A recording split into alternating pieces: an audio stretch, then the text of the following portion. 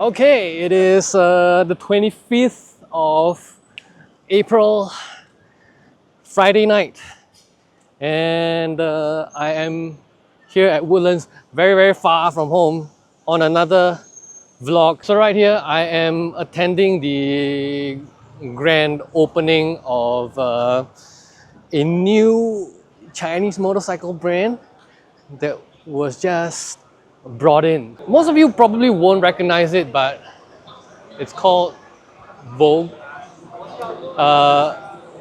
Bit of a history lesson for all of you. VOGE is a Chinese brand, and it's primarily made by a manufacturing company called Longxin. Or for those of you in the US, you recognize the name Longxin with a C.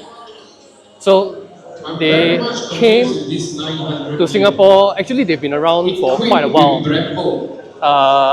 under the name VOGE in Europe. The UK has seen them, Benelux has seen them, so they've been selling for at least the past year in Europe, but this is the first time that Yokai Group is bringing VOGE into Singapore, and I am going to run you through some of the first two models that they are planning to bring into Singapore.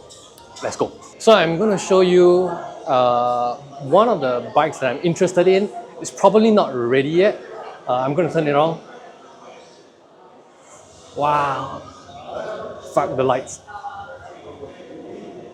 Behind me here is a scooter from VOGE made by Longxin. It's going to be unique later on when I talk about it, because you know why? This is actually an electric scooter. I wasn't expecting them to be showing this off today, because I was expecting them to show the IC engine version of their scooter, which is going to be something I'll cover later on. So I'm being fed here. I'm being fed, makan. Even the MC also telling me to makan. From the CEO and COO, sir, makan. I mean, the food's good. One more time. Hey, ho, wow! Okay, round of applause for the team over there, and everywhere. Come on. 3, 2, 1. Hit please!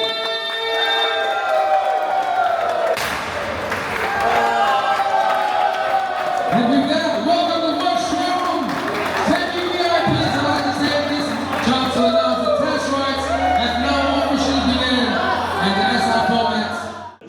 There we have it, the SR4. This is going to be the first model that VOGE, or some of the stuff here call it VOGE. I can't really make up my mind whether it's going to be pronounced one way or the other, but you make up your own mind.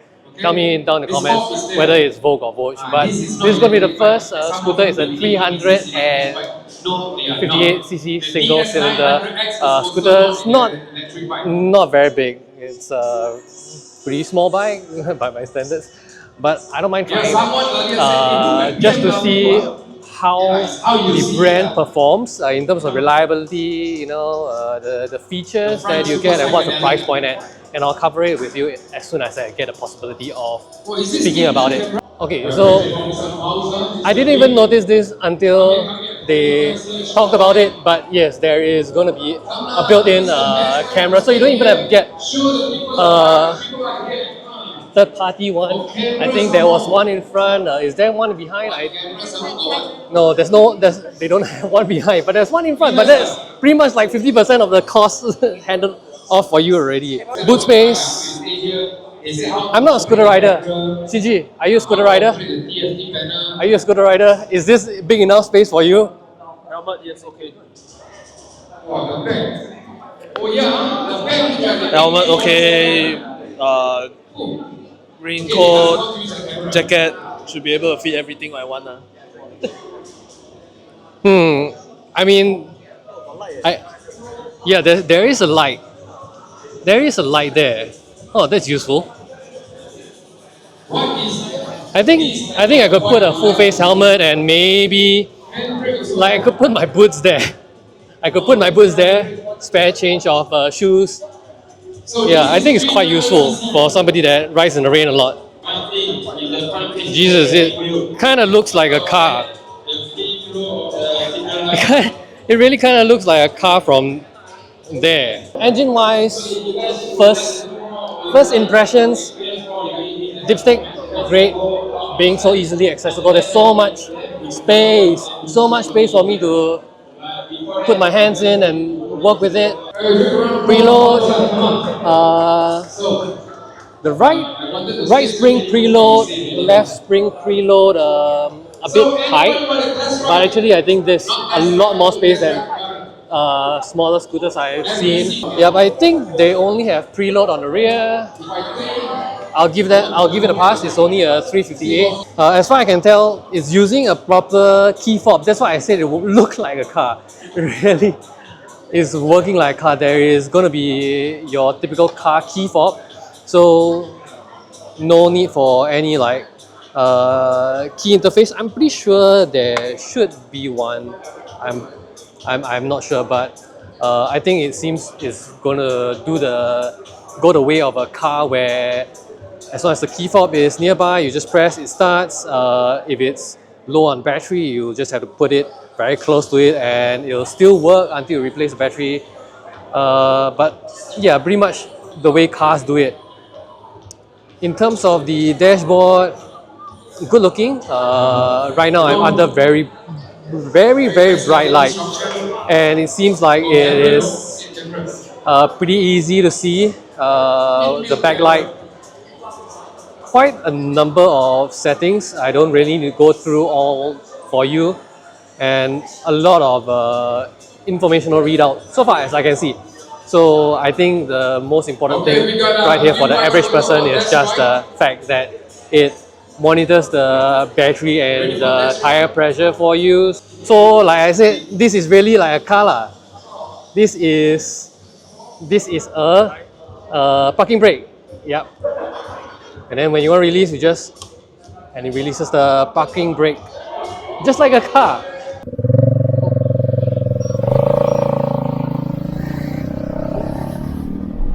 Okay, it's good.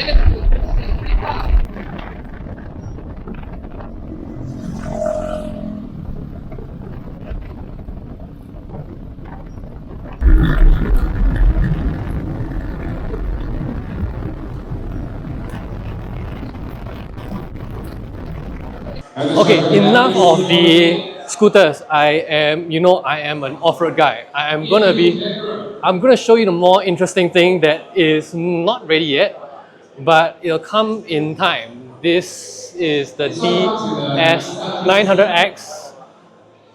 A bit like a BMW, but you know what? If it works, it works. Okay. I've heard good things about it in the UK, in Europe in general from some of the early reviewers there. But I'm hoping that this gets homologated in Singapore quick enough so that I can put it on its paces and see how well it does. Because this thing really excites me, and I didn't get the chance to play with the CF Moto 800 MT a while back.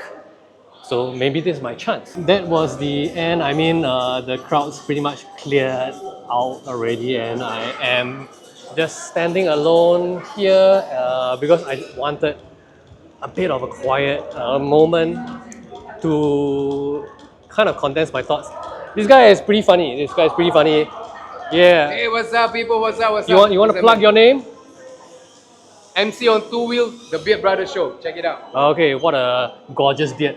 Anyway, I was trying to place my thoughts because I am impressed with the build quality of the SR4. So Chinese brands are making quite a headway into Singapore in the past few years. I mean, first came out with Zontes. I wasn't too impressed at first, but they look nice. Then CF Moto came about, and then that changed my whole view of what Chinese motorcycles are like. So I have become a bit more interested in what they have become. I mean, there's going to be QJ Motors and Penta coming into Singapore as well, and then now you've got VOGE, and I'm quite impressed at the kind of quality that Chinese manufacturers across the board have been putting out in terms of my expected price range that they are putting it out at. So the thing is, will Chinese manufacturers sort of like develop a big four identity in Singapore, like the big four Japanese brands, you know, Honda, Kawasaki, Suzuki, Yamaha. You know, we usually call them the big four Japanese. Will Chinese manufacturers eventually grow big enough to serve that sort of identity in Singapore, and in the rest of the world we don't know. At least CF Moto is going to be one of them in future, because it has proven itself time and again that it can stand up against some of the bigger brands in the smaller displacement and lower price categories, just as Japanese bikes used to do many years ago in the 80s and 90s. So we'll see how it goes, whether there'll be more Chinese manufacturers, and whether VOGE themselves with the DS900 when it comes to Singapore, will it stand up to that level of scrutiny that the Japanese used to face in the past. So if you enjoyed this video, do remember to give me a like, subscribe, drop a comment in the comment section below, leave me your thoughts, share your thoughts with me, and I'll see you next time. Peace out. Bye bye.